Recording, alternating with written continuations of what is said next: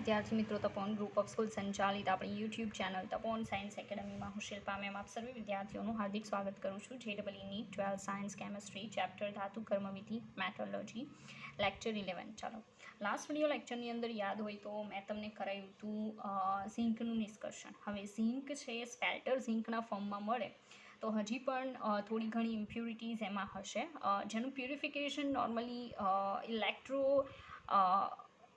Chemical પ્રોસેસથી કરાવવામાં આવે છે, મતલબ એનું વિદ્યુત વિભાજન કરાવવામાં આવે છે. લાઈક કોપરનું જે રીતે આપણે લાસ્ટમાં કરાવ્યું હતું એમ, તો એ પ્રોસેસ હું નથી કરાવતી, બરાબર છે. ડાયરેક્ટલી આપણે જવાના છીએ એફીના નિષ્કર્ષણ ઉપર, બરાબર, કેમ કે એ ઇમ્પોર્ટન્ટ છે, એની પ્રોસેસીસ છે, કયા ટેમ્પરેચરે કઈ પ્રોસેસ પોસિબલ બને એન્ડ ઓલ. તો લોખંડ જે છે એનું નિષ્કર્ષણ ઇમ્પોર્ટન્ટ છે, તો એ આપણે જોશું. જે આ ચેપ્ટરનો આપણો લાસ્ટ ટોપિક હશે, પણ એના સિવાય કેટલાક વર્ડ્સ છે, બરાબર છે. એ વર્ડ્સ જાણવા પણ બહુ જરૂરી છે, તો એ આપણે જોશું. ઓકે, ચાલો. ફર્સ્ટ ઓફ ઓલ આપણે એફીનું નિષ્કર્ષણ જોવાનું છે, બરાબર. એફી ધાતુનું નિષ્કર્ષણ કે લોખંડ જે છે એનું નિષ્કર્ષણ આપણે કેમાંથી કરી શકીએ. ચાલો, તો એફી જે છે એના નિષ્કર્ષણની અંદર, ચાલો તો કંઈ એટલી ચાલતી નથી એટલે બીજી યુઝ કરશું. ઓકે, લાઈક રેડ યુઝ કરીએ. ચાલો એફી છે એનું નિષ્કર્ષણ પહેલાં તો હું બહુ શોર્ટમાં કહી દઈશ. રેડી? ચાલો, શોર્ટમાં છે કે હેમેટાઇટ લેવાનું, બરાબર છે. હવે હેમેટાઇટ જે છે નોર્મલી એ હેમેટાઇટ બધાને ખબર હશે કે Fe2O3 છે. Okay, Fe2O3. આ જે હેમેટાઇટ છે એને રોસ્ટિંગ કેલ્સિનેશન કરવાનું, મતલબ બંને પ્રોસેસ કરાવવામાં આવે છે, એટલે ભુંજન એન્ડ કેલ્સિનેશન કરાવવાનું. રેડી? ભુંજન અને કેલ્સિનેશન કરાવ્યા પછી એને બ્લાસ્ટ ફર્નેસમાં લઈ જવામાં આવે. કઈ ફર્નેસમાં? બ્લાસ્ટ ફર્નેસ, બરાબર. બ્લાસ્ટ ફર્નેસમાં એને લઈ જવામાં આવે. સોરી. ચાલો, હવે બ્લાસ્ટ ફર્નેસની અંદર કઈ કઈ વસ્તુ દાખલ કરવામાં આવે તો નોર્મલી એની અંદર ઉમેરવામાં આવે છે ગરમ હવા પ્લસ ઓક્સિજન ગેસ. ઓકે, ચાલો. બ્લાસ્ટ ફર્નેસની અંદર ભુંજન કેલ્સિનેશન પત્યા પછી જે પણ મળે છે એને બ્લાસ્ટ ફર્નેસમાં લઈ જવાનું, ત્યાં ગરમ હવા દાખલ કરવાની અને ઓક્સિજન દાખલ કરવાનું. એના સિવાય કઈ કઈ વસ્તુ નાખવાની બ્લાસ્ટ ફર્નેસમાં એ આ તો છે જ, આમાંથી જે પાસ થઈને મેળવ્યું હશે એ તો લાવવાનું, પછી આ બી વસ્તુ એડ કરવાની, પ્લસ હું નાખવાનું તો કોક નાખવાનું. કોક માને કોલસો. ઓકે, પ્લસ સેકન્ડ થિંગ નાખવાની લાઇમસ્ટોન, મતલબ કેલ્શિયમ કાર્બોનેટ નાખવામાં આવે છે. ઓકે, આટલી વસ્તુ બ્લાસ્ટ ફર્નેસની અંદર એડ કરવામાં આવે છે. ઓકે, દેન પ્રોસેસ શું થશે એ સાંભળજો. ઓકે, ચાલો એ પણ તમને કહી દઉં કે અહીંયા જે કોક છે ને, બરાબર છે, એ કોકના બે ફંક્શન છે. લાઈક સાંભળજો. ફર્સ્ટ કોકનું ફંક્શન છે કે એઝ અ બળતણ વપરાય છે, કારણ કે નોર્મલી લોખંડ જે છે એને ભેગું કરવામાં આવે છે 2100 કેલ્વિન ટેમ્પરેચરની આસપાસ. હવે આટલું હાઈ ટેમ્પરેચર છે કે જાતે રહી તો પ્રોડ્યુસ નહીં થાય, એના માટે કોઈ વસ્તુને આપણે બાળવી તો પડશે, બરાબર છે. તો એ બળતણ જે છે, બરાબર છે, એ બળતણ તરીકે કોલસો યુઝ થાય છે, મીન્સ કે કાર્બન, આ કોક યુઝ થાય છે. ફર્સ્ટ યુઝ આ છે. રેડી? સેકન્ડ યુઝ હું છે એ કહી દઉં કે અંદરથી ઉત્પન્ન થશે first of all carbon monoxide gas. Okay, આ carbon monoxide gas plus add કરેલો carbon. Okay, both are reducing agent. Okay, તો કાર્બન જે સોલિડ આપણે નાખીએ છીએ ને કોક, બરાબર છે, એક તો બળતણ છે અને સેકન્ડ રિડક્શન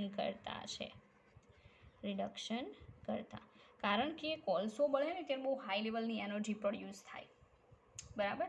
2100 કેલ્વિન તો થઈ જશે. ઓકે, તો એના માટે કોક યુઝ થાય છે. આગળ જોઈએ.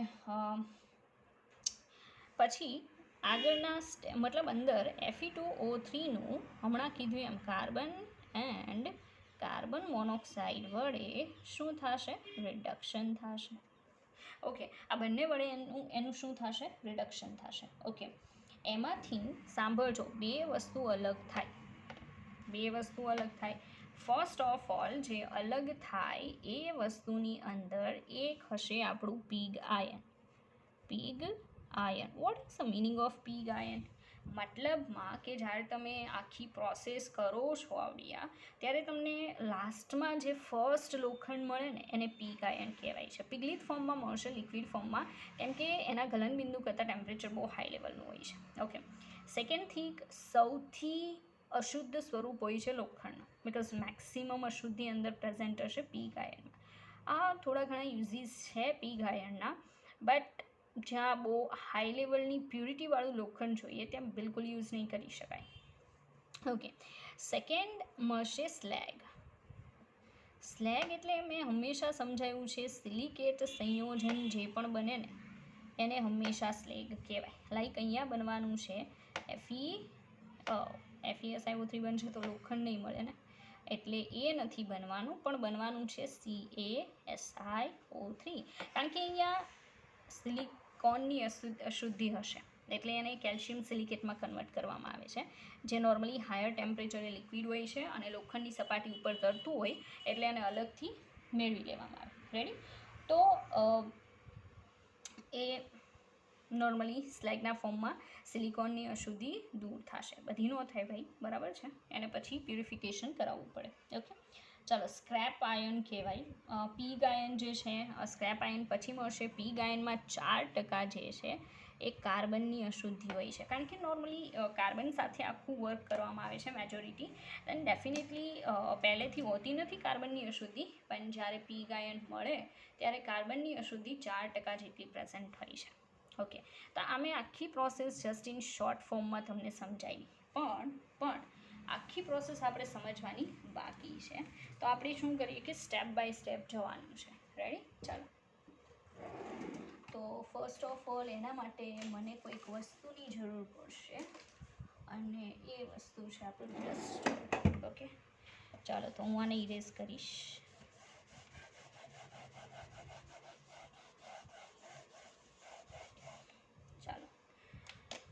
હવે આગળ જોઈએ કે સ્ટેપ બાય સ્ટેપ કઈ રીતે બધી પ્રોસેસીસ પોસિબલ બને છે.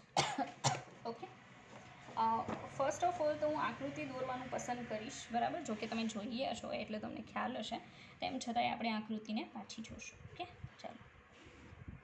તો કંઈક આ રીતે ભઠ્ઠી હોય છે, બરાબર? આપણે આખી ભઠ્ઠી જોશું. થોડીક નહીં પણ સારી થાય આકૃતિ, બરાબર, પણ ટ્રાય કરશું કે મેક્સિમમ સારી થાય ભાઈ. આપણે પતલી ભઠ્ઠી બનાવશું, પતલી. ઓકે, જોયું ને, શેપ બગડી ગયા, કંઈક આવો શેપ હોય નોર્મલી. ઓકે, ચાલો. હવે અહીંયા શું હોય એ તમને કહી દઉં કે લાસ્ટમાં આ પાર્ટ જે છે, બરાબર છે, ત્યાં અહીંયા ઉપરના ભાગમાં સ્લેગ હોય, બરાબર. પછીનો જે નીચેનો ભાગ છે એમાં લોખંડ હોય. ઓકે, ચાલો. પછી સ્પેસ હોય છે બંને માટે, અલગ અલગ દૂર કરવા માટેની. ઓકે, ચાલો. એમાં આપણે માનો કે અહીંયા આને બહાર આવવાની સ્પેસ બતાવીએ, લોખંડને, અને આ જે ભાગ દેખાય છે, ઓકે, ત્યાંથી આને બહાર આવવા માટેની સ્પેસ બતાવીએ. રેડી? ઓકે, ચાલો. પછી અહીંયા આપણે એક સ્પેસ બતાવશું જ્યાંથી ગરમ હવા દાખલ કરવામાં આવે, બંને સાઈડ એવી સ્પેસ હશે. Okay, ready? પછી અહીંયા પણ એક સ્પેસ હોય છે. ઓકે, બીજા નંબરનું કે થોડુંક આપણે આ જાડું લેયર બતાવીએ તો આકૃતિ સારી લાગશે, બરાબર? બીજો કોઈ ઇન્ટેન્શન નથી.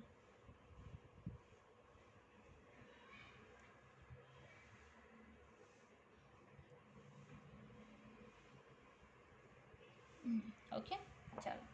પછી અહીંયા આવશે આ રીતે. રેડી? ચાલો. પછી કંઈક આ રીતે કોન જેવું હોય,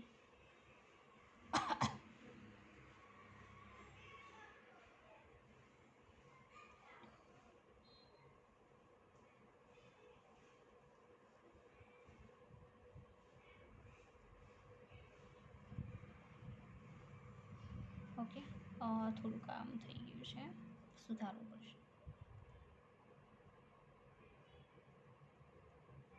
અને એક હોય છે આ સાઈડ. ઓકે,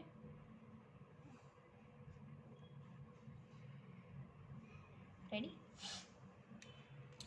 ચાલો પછી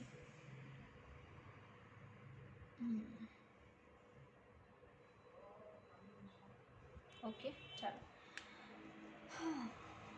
હવે આપણે જોઈએ કે કઈ કઈ જગ્યાએ કઈ વસ્તુ મળે છે. ઓકે, અહીંયા આપણને પીગ આયન મળશે. રેડી, એ તો નોર્મલ વસ્તુ છે કે ત્યાં મળશે. પછી અહીંયાથી જે બહાર આવશે એ આપણો હશે સ્લેગ. અને સ્લેગમાં શું હોય તો CaSiO3 N liquid form.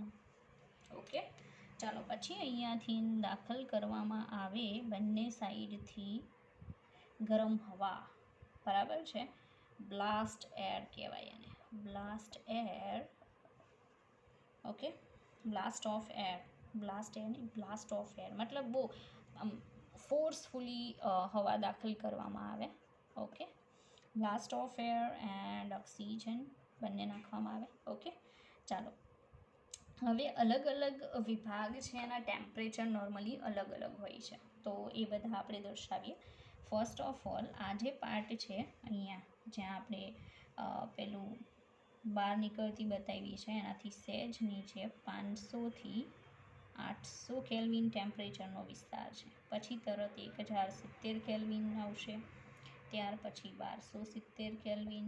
Ready, એના પછી 1570 કેલ્વિન, ત્યાર પછી આ જે એરિયો છે 2170 કેલ્વિન, મેં પહેલાં જ કીધું હતું. રેડી, હવે ઉપરથી કઈ કઈ વસ્તુ નાખવામાં આવે તો ઉપરથી જે વસ્તુઓ એડ કરવામાં આવે એમાં નોર્મલી સમજી શકાય એવું છે કે એમાં એક તો આપણી શું હશે, ખનીજ હશે હેમેટાઇટ, વત્તા શું નાખવામાં આવશે કેલ્શિયમ કાર્બોનેટ, પ્લસ એડ કરવામાં આવશે કોક.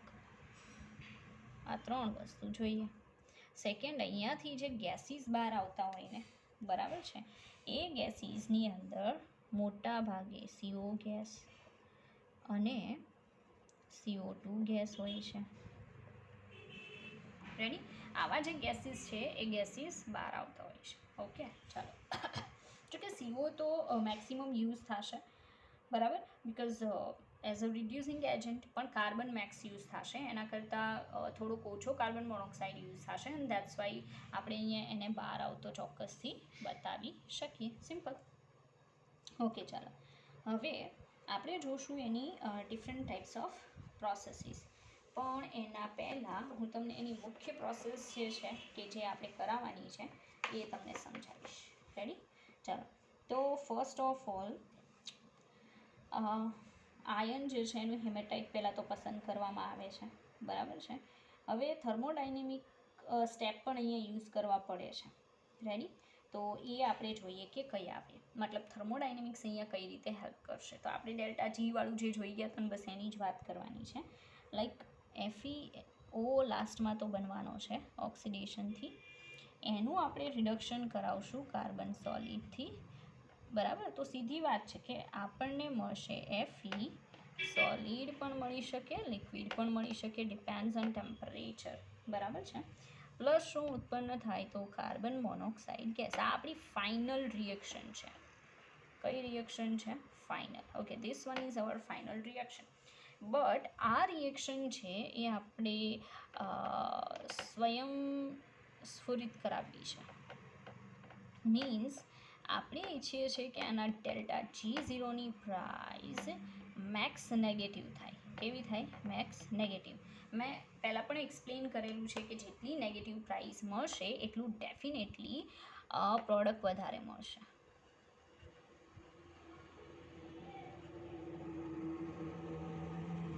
બરાબર, એટલા માટે આપણી ઈચ્છા છે કે આ જે પ્રોસેસ છે એ એની ડેલ્ટા G0ની પ્રાઇસ મેક્સિમમ નેગેટિવ બને. ઓકે, ચાલો એમાં કઈ કઈ પ્રોસેસીસ પાર્ટિસિપેટ કરે તો ફર્સ્ટ ઓફ ઓલ આવશે કે FeO જે છે, બરાબર, સોલિડ, એમાંથી આપણને મળવાનું છે Fe, સોલિડ ઓર લિક્વિડ પ્લસ 1/4 ગેસ ઉત્પન્ન થાય ને. રેડી. આની સાથે સંકળાયેલ ડેલ્ટા G0 લખાય FeOમાંથી Fe. રેડી. એક તો આવશે. સેકન્ડ પ્રોસેસ જે છે એ છે કાર્બન સોલિડ પ્લસ 1/4 ગેસ, એમાંથી બનશે કાર્બન મોનોક્સાઇડ ગેસ. રેડી. આની ડેલ્ટા G0 Cમાંથી COની પ્રાઇસ. બરાબર. હવે આપણને ખ્યાલ છે કે આ બંને પ્રોસેસનો હું સરવાળો કરું, સાંભળજો, તો આ કેન્સલ આઉટ થાય, આ પણ કેન્સલ આઉટ થાય, બાકીનું હું જો દર્શાવું તો મને આ પ્રોસેસ મળે. મતલબ આનો ડેલ્ટા G0 એ આ બંનેના ડેલ્ટા G0ના સરવાળા બરાબર છે. અહીંયા પ્લસ. ઓકે. તો હું એમ કહી શકું કે ડેલ્ટા G0 બરાબર ફાઇનલ લખું છું is equal to delta G0 of FeOમાંથી Fe વત્તા ડેલ્ટા G0 ઓફ કાર્બનમાંથી કાર્બન મોનોક્સાઇડ. રેડી. તો અહીંયા કન્ડિશન એવી આખી ઉત્પન્ન કરવામાં આવે કે જેથી આ જે પ્રાઇસ છે, બરાબર, આ પ્રાઇસ એ મેક્સિમમ નેગેટિવ બને. અને એવું કરવા માટે તો થઈને આ જેટલા પણ તમને ટેમ્પરેચર દેખાય એ બ્લાસ્ટ ફર્નેસમાં ઊભા કરવામાં આવે છે. મીન્સ કે એ અલગ અલગ વિભાગના ટેમ્પરેચરને અલગ અલગ મેન્ટેન કરવા પડે છે કે જેથી આ એમ છે, બરાબર છે, એને સાકાર કરી શકાય અને મેક્સિમમ લોખંડ જે છે એ મેળવી શકાય. બરાબર. તો મતલબમાં આપણે આ પ્રોસેસ કરાવવાની છે. ચાલો જોઈએ.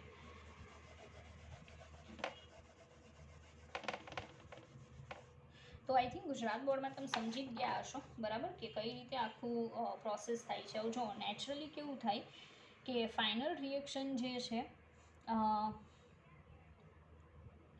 બરાબર, એ ફાઇનલ રિએક્શનનો ડેલ્ટા G0 વર્સિસ ટેમ્પરેચરનો ગ્રાફ જો આપણે બનાવીએ, બરાબર છે,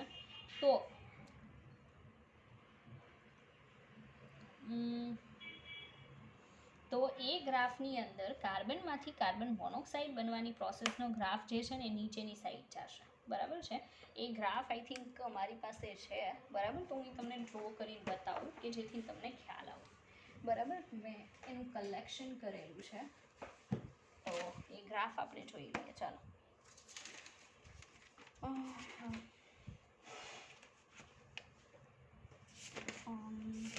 પહેલાં તમારે ફાઇન્ડ કરવો પડશે ગ્રાફ. ઓકે. હા, ચાલો. જોજો પ્રોપર. મેં હમણાં કીધું એમ ડાઉન સાઈડ જાય છે. એલિંઘામ ડાયાગ્રામ જે છે આના માટે પણ મેં બનાવેલો, મેળવેલો છે. મેં તો નથી બનાવ્યા, એલિંઘામે બનાવ્યા છે. ઓકે. ચાલો. એનો ડેલ્ટા G0 વર્સિસ ટેમ્પરેચરનો ગ્રાફ છે મારી પાસે. બરાબર છે. આ પ્રોસેસ માટે હવે એમાં કંઈક અહીંયા -400 કિલો જૂલ, કારણ કે આ કિલો જૂલમાં છે, આપણને ખ્યાલ છે, એટલા -400 કિલો જૂલે આ સીધી લાઈન આ રીતે જાય છે. અને એ જે સીધી લાઈન છે ને, બરાબર, એ કોની લાઈન છે? તો 2 મોલ્સ ઓફ Fe2 સાથે પ્રક્રિયા કરીને શું બનાવે છે? FeO. બરાબર. એના માટેની પ્રોસેસ છે અહીંયા 2. તો એના માટેનું ડેલ્ટા G0ની પ્રાઇસ છે.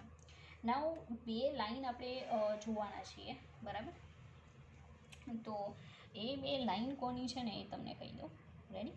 હવે એ હું રેન્ડમલી ડ્રો કરું છું કારણ કે હું ગણતરી નહીં બતાવું. ઓકે. પણ ટેમ્પરેચર હું ચોક્કસથી બતાવી દઉં. લાઈક આપણને કેટલાની જરૂર છે? 1073 કેલ્વિન અને એનાથી હાઈ ટેમ્પરેચરની જરૂર છે. ઓકે. તો અહીંયાથી આમ લઉં તો હાઈ ટેમ્પરેચર, અહીંયાથી આગળ લઉં તો લો ટેમ્પરેચર. ઓકે. ચાલો.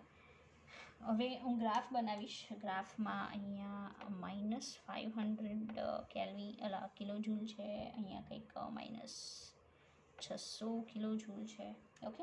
એમાં આ 500થી સહેજ નીચે અહીંયાથી આપણે આ રીતે લાઈન ડ્રો કરી શકીએ કે જે અહીંથી અહીંયા આમ પસાર થશે.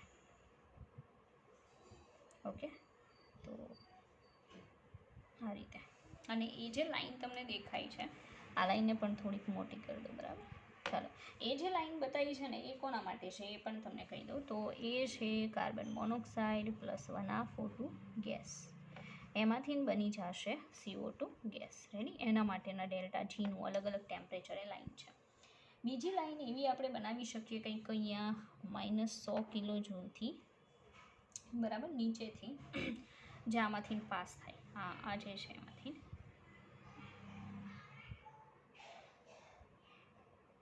ઓકે, આ રીતે. ઓકે, તો એને હું જરાક આ રીતે બનાવીશ. ચાલો, તો એ જે લાઈન છે એ કોના માટે છે? તો 2 કાર્બન પ્લસ O2, એમાંથી બનશે 2CO ગેસ. Very okay. નાઉ સાંભળજો, મેં તમને યાદ હોય તો એવું કંઈક સમજાવેલું છે કે નીચેની લાઈનની ધાતુ ઉપરની લાઈનની ધાતુના ઓક્સાઇડનું શું કરી શકે? રિડક્શન. ચાલો, તો હું સમજાવું. કે લાઈક હું પહેલાં લો ટેમ્પરેચર લઉં, 1073થી લો ટેમ્પરેચર લઉં, બરાબર? તો 1073 કેલ્વિન કરતાં નીચા તાપમાનની કન્ડિશન જોઈએ. સાંભળજો, ત્યારે જુઓ તો નીચેની લાઈન કોની છે? કાર્બન મોનોક્સાઇડની. સાંભળજો. અને ઉપરની લાઈન કોની છે? Feની છે ને. તો સીધી વાત છે કે 1073 કરતાં નીચા તાપમાને સારું રિડક્શન કરતાં કોણ છે? Carbon monoxide. કારણ કે નીચેની લાઈનવાળું ઉપરની લાઈનના ઓક્સાઇડનું રિડક્શન કરી શકે, પણ ત્યારે એ કાર્બનની લાઈન તો ઉપર છે એટલે કાર્બન રિડક્શન કરતાં તરીકે વપરાશે નહીં. મતલબ લો ટેમ્પરેચરે રિડ્યુસિંગ એજન્ટ તરીકે કોણ વપરાય? Carbon monoxide. પણ હું હાઈ ટેમ્પરેચરની વાત કરું. સાંભળજો, આટલા હાઈ ટેમ્પરેચરની. તો એટલા હાઈ ટેમ્પરેચરે કોની લાઈન નીચે વી કાર્બનની, બરાબર? અને આની લાઈન તો ઉપર જ છે, મેટલ ઓક્સાઇડની. તો સીધી વાત છે કે હાઈ ટેમ્પરેચરે કાર્બન મોનોક્સાઇડ રિડક્શન કરતા તરીકે વાપરી શકાશે નહીં, કારણ કે એની લાઈન ઉપર વહી ગઈ અને મેટલની લાઈન નીચે છે, બરાબર, સીધી. તો હાઈ ટેમ્પરેચરે કાર્બન રિડ્યુસિંગ એજન્ટ છે, લો ટેમ્પરેચરે કાર્બન મોનોક્સાઇડ. તો તમે સમજી શકો એ લિંગહામ ડાયાગ્રામ જે છે એ કેટલી હદે હેલ્પ કરી શકે છે. રેડી? ચાલો, એનું અહીંયા એક્ઝામ્પલ છે.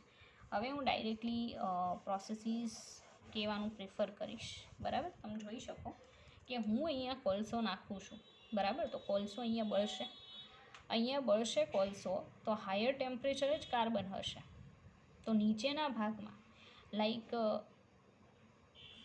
આવા ટેમ્પરેચરે કાર્બન એના તરીકે વર્તે? રિડક્શન કરતા, બરાબર, મેજોરિટી. જ્યારે ઉપરના લો ટેમ્પરેચરે 1070 કરતાં લોઅર ટેમ્પરેચરે, બરાબર છે, મતલબ ઉપરના એરિયામાં carbon monoxide as a reducing agent તરીકે વર્તે, રિડક્શન કરતા તરીકે વર્તે, બરાબર? બસ, તો સિમ્પલ છે. હવે આપણે પ્રોસેસીસ જોઈ લઈએ ફટાફટ, બરાબર? ડાયાગ્રામ પણ મેં તમને એક્સપ્લેન કરી દીધો. હવે આપણે બધી પ્રોસેસ જોવાની છે. ઓકે, ચાલો, તો સ્ટેપ બાય સ્ટેપ જઈએ. પહેલાં કે ફર્સ્ટ ઓફ ઓલ તો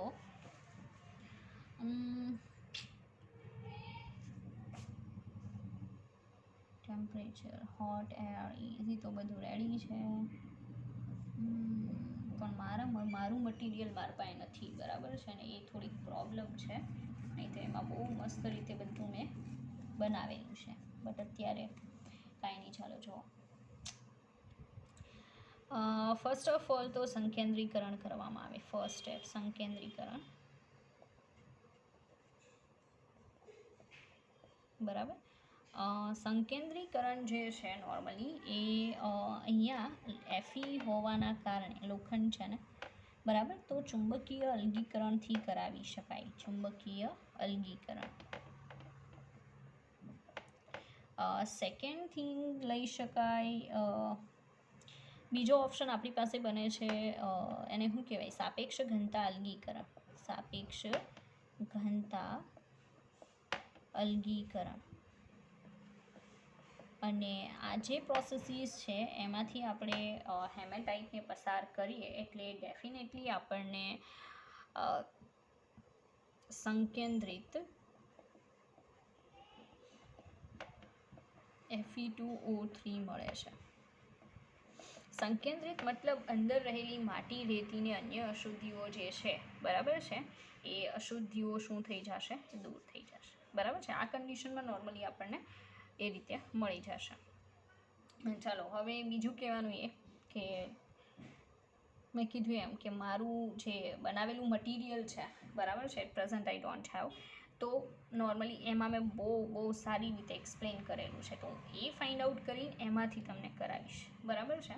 તો એ આપણે નેક્સ્ટ વિડીયો લેક્ચરમાં જોઈશું, કારણ કે એમાં મેં સ્ટેપ બાય સ્ટેપ એવી રીતે આખું બનાવેલું છે કે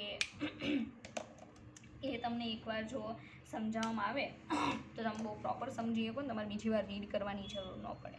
રેડી? તો એ આપણે નેક્સ્ટ વિડીયો લેક્ચરની અંદર જોઈશું. અત્યારે હું અહીંયા અટકાવું છું, અહીંયા સુધી પહેલાં કામ કરજો. ઓકે, ચાલો.